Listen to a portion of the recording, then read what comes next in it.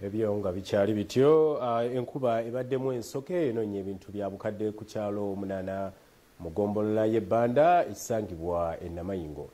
Abatuuze balaajanidde gavumenti okubadduukirira kubanga embeera erabika ebayinze. Abantu okuva ku byalo 8 mu ggombolola y'ebbanda e Namayingo basatira oluvannyuma lw'ensoko okusuula amayumba gaabwe neereka ng'ebintu bingi byonoonese. Bagamba nti kati ge bakaaba ge bakomba oluvannyuma lw'okulwawo okusula n'ebyokulya.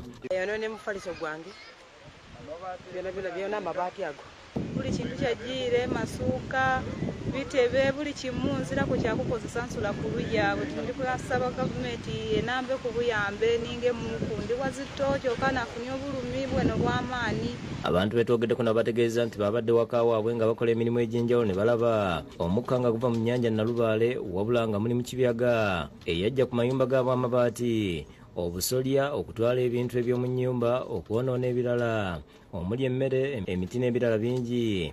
Era nga ne basabidde minisitule y'ebigo tebiraze okuvaayo badduukirire. Yasaba gavumenti etuyambe tubulanga tutendeka bulungi. Bafunirika nga ebyo tutisisa ino okuba ebintu byayoneike, mayumba gayoneike, mabaati gagiire, ebintu byetukosa byonna byagiire, twafunye ekigabo ky'amaanyi. Twetaaga gavumenti etuyambe okuba ekyatutuuseeku tukisuubira. Twalowooza ati oba ensi eri kuwaawo twali tujja kwetegereza tubone ekintu kivuyere kiba mu nnanda gali amaadi gali ku idda gali waggulu amaato situira amaato waggulu. This is a church-founded school.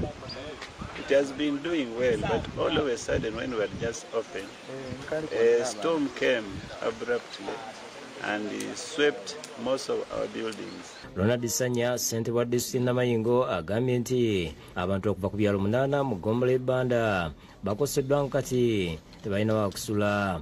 Abasinga obungi bali kusula wansi wa miti. Engoye dda abantu datwalibwa nkoko biki eriyo nawundi akagaali bakatwala omuyaga gwasitula kire ekintu ky'amaani ino kyatwala n'akagaali ak'omuntu. Ategeeza nti mayumba agakoseddwa mulimu n'ekkanisa 3 ezagudde nga n'amasomero aga private agasoba mu 3 nago gagudde ku ttaka. Embeera ti nnungi mu bantu baife betutambwire mu sofa over 50 to 100 homesteads eziri affected mu byalo bino 8.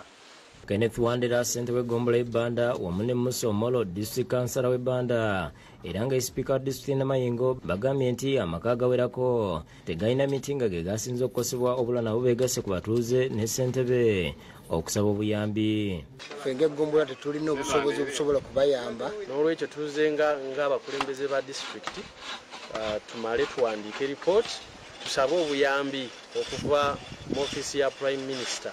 David Kibuuka yakusakidde eggulu lino.